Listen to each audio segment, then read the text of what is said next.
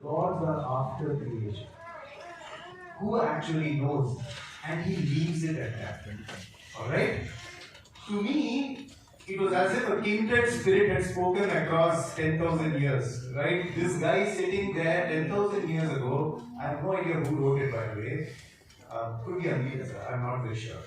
But to me, I felt like, my goodness, this man 10,000 years ago is thinking something that I would be thinking now, which is, I love the fact that we are great with ambiguity.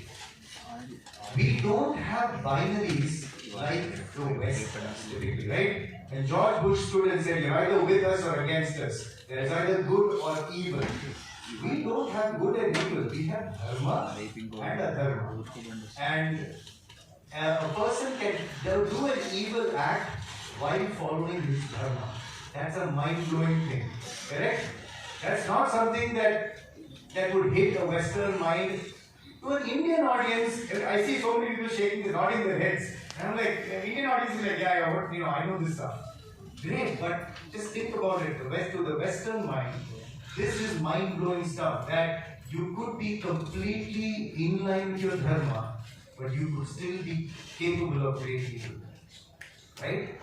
And that dharma, there's no one dharma. Sri Rama had a dharma as a son, a prince, a husband, a brother, and he had to choose one of the paths. Okay? Now, that's why we still continue arguing. Also, Sir mentioned that, or somebody mentioned argumentative. You mentioned that. Think about it. What is the greatest Hindu scripture or Hindu book? If you ask a Westerner, what would he say is the greatest Hindu book? But Gita. What is okay, again, it's fascinating, right?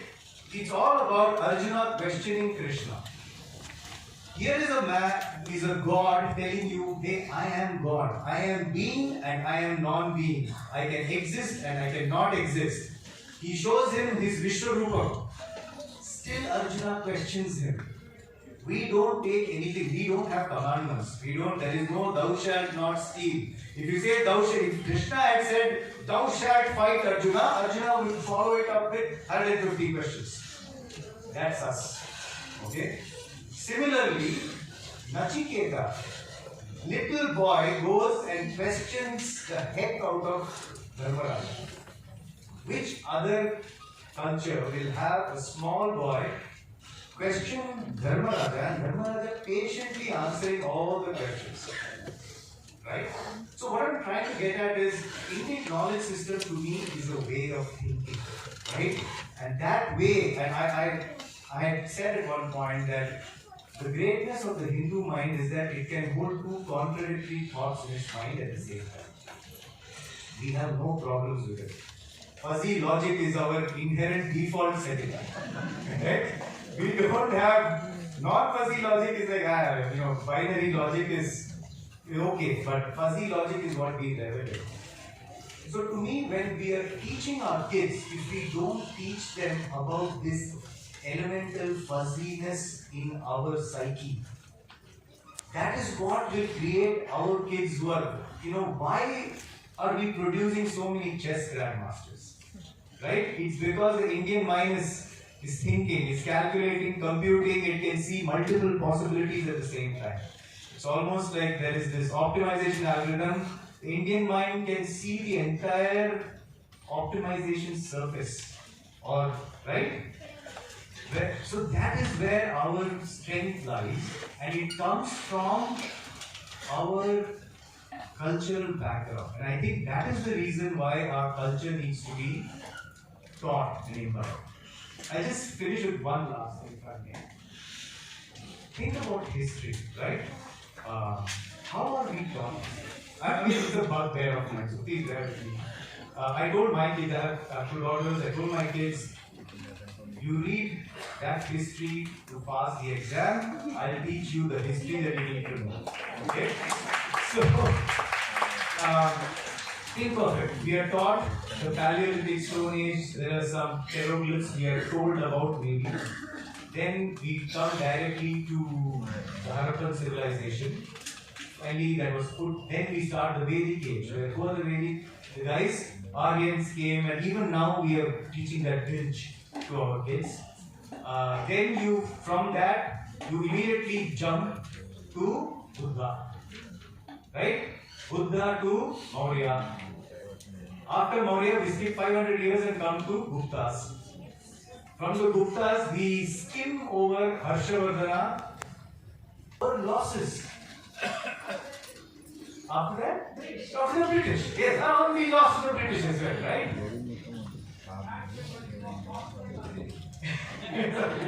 Now the point is, now think about it this way. Okay, here is how I would teach it. First history lesson, I would come in and say, kids, you belong to the only continuously surviving, bronze-age civilization of the world. Okay? Now think about it. If your kids are taught that sense of self-worth that you get out of it is just incredible, isn't it? You stand there, and get over the fact. Wherever, I don't want.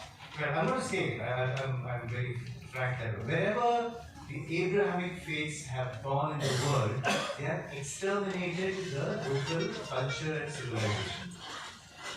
The Iranians were completely converted, I believe, within 25 years, right?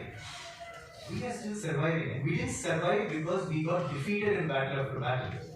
We must have won a heck of a lot of battles to really survive. Okay? Let's teach them that, and I think that's how you imbibe that pride in your culture.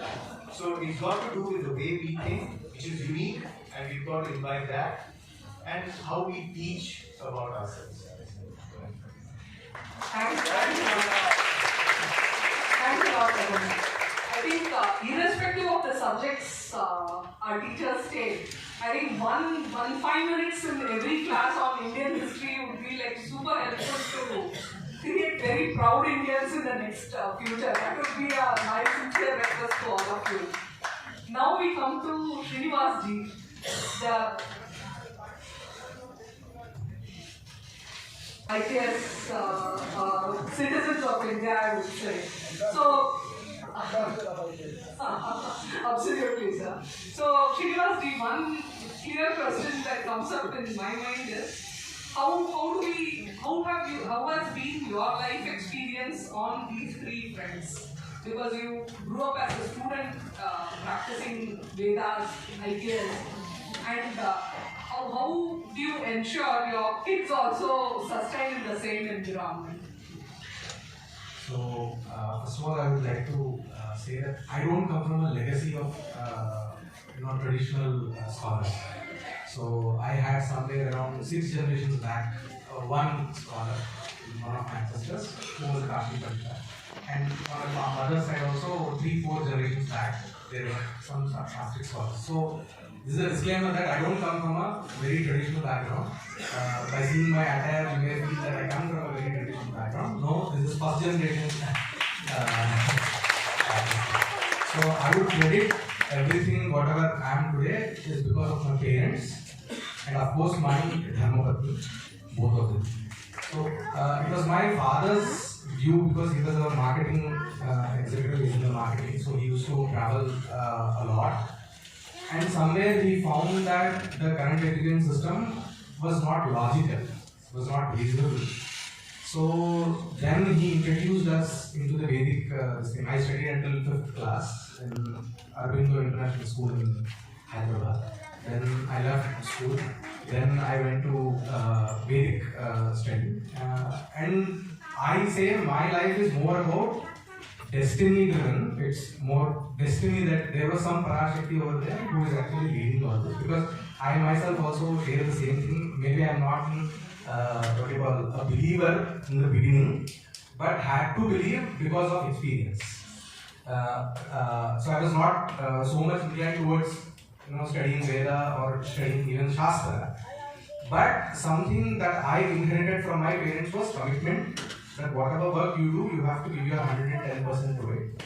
But in the total process, I understood that this system, this knowledge system, whatever the Shastras are, they actually answer the basic fundamental question, that they actually say that you are an individual and you are part of this society. So first you don't forget that, because nowadays our educational pursuit starts with what is the outcome. We forget what is the process. Life is about process, it's not about the outcome. Outcomes are anushandika, which you call it in the Shastra perspective. They come and go, depending upon the availability of resources, depending upon your karma phala and etc.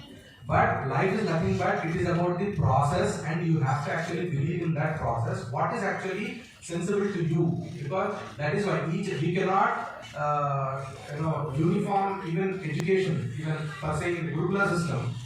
You cannot say that this class, this level, this is the curriculum that is going to be there. It depends upon the Shishya. From batch to batch, from Shishya to Shishya, the kind of knowledge that the Guru imparts differs. Because it is said even in the Shastras, there is one Guru which is in 4 Shishyas. The first one gets it for the first time, the whole thing, and he actually asks something in the higher level. The second one only understands what the Guru says. The third one understands the half. The fourth one doesn't understand anything. So even then, the Shastra is the same for them. So the approach that a Guru actually has towards his Shishya differs from person to person. So it could be that if my student is bright enough to understand something in today's terms of 10th grade, 10th class or 10th or 12th standard, even though his age is up to 5th standard, the Guru imparts that kind of knowledge to him because he actually certifies that this fellow has this kind of an eligibility. And there could be a person of the age of 10th standard but not able to pick up something with the 5th standard level. Then the Guru gives him what he can actually digest.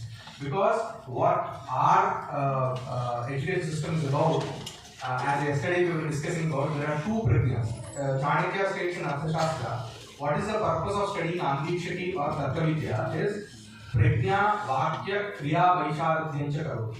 So the outcome of Andikshaki is prajna vaisharadhyam, vakya vaisharadhyam and kriya vaisharadhyam. So what is prajna vaisharadhyam? Prajna is of 2 types, that is knowledge. Prajna is of knowledge. It's of 2 types. One is about Sopadhika Prajna and Nirupadhika Prajna. That is Akhandopadhika Prajna and Akhandopadhika Prajna. So Akhandopadhika Prajna is experiential knowledge. We all have some parts of Akhandopadhika Prajna and some parts of Sakhandopadhika Prajna. If I ask a question to the audience, can anyone here define what is Sukham? Happiness. Do you experience happiness? Can anyone define happiness? No. And then it's a conflict. Happiness means simplicity will have self-gratification, but a wise person will never be happy when the whole universe is happy. That is the concept of Indian knowledge system. Sarve Shudra. All have to be happy. Not only that practice-ness, but generosity. Philanthropy, be for others, is the basic concept of our Be for others, make everyone want. Yes. The foundation is bigger. Please continue. Yes. So here, in the technical terms, a layman cannot define happiness. But you have to get trained to know how to define things first of all. What is the definition? You will even get amused that there is a definition for definitions in the Shastra. So, what is the definition for definition? There is a universal definition which has to fit what are the fallacies of definition and all these things. So, coming to the point, there is this Akhandopadhika Prajna for everyone, which is experiential, and Sakhandopadhika Prajna is something that you can express your knowledge through definitions and explanations. So, we have some parts of Akhandopadhika Prajna which is in the day-to-day life we experience certain things and which we cannot actually define, or we cannot communicate those in the correct technical terms. There are certain things that we can actually, which we call it as bookish knowledge, which we cannot actually experience. We did not bring that to the level of experience. That means we did not digest them, we did not own that language, own that particular subject. So the Shastras actually help us to nurture these both prajnas. So a person with only Sakhandopadhika Prajna is said to be Adhama. A person with only Akhandopadhika Prajna is said to be Madhyama, and a person with both the Prajnas is said to be Uttama. So the Arthashastra states that if one studies Anvikshaki, he will be equipped with the Sakhandopadhika Prajna. That means he will be equipped with the talent of reasoning, debating, definitions, and etc. so that you can understand, you can define, you can analyze your day-to-day experiences, everything, not only experiences, everything. At the same time, there are many things that can only be experienced. What we call about Samadhi, what we call about Brahmanubhava, what we call about what all the philosophies talk about, what actually Mohan Raghavan also said, that about the candies that we are talking about, those are actually experiential. And you find those definitions, but definitions do not actually lead to that particular experience. That is why we have this method of Shravana, Manana, and Nididhyasana. So the first stage is Shravana. So you first get introduced to those topics. That is not enough. What are now we here doing in the education system is we are stopping with the Shravana stage and we are not actually progressing towards the other stages. So Shravana gives you your initial knowledge, which is Paroksha, and in Manana comes the logical reasoning knowledge, which validates the Shravana knowledge. And then Nididhyasana, where we actually meditate upon those subjects or those things that have you undergone the Shravana and Manana stage. So in this Nididhyasana, it is not only about you need to have a fit body, fit mind. You need to know what a mind is, what your body is all about. You need to have yoga sadhana and etc. Without them, you cannot actually meditate upon these things, and then you can experience that knowledge. So our system is multi-dimensional, and we forget that we are actually an individual. We have a role to play in our life.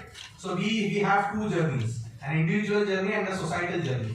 So we forget all these things in this running race of what is the outcome of my study. We start with that particular question. So everywhere parents ask that, what is the job that my child is going to get after studying this? And even now people ask me, what are you? It is a very seasoned question for me. That even my parents, they used to ask this question, my parents, because all my cousins are in IITs, IIM alumni and ISI alumni.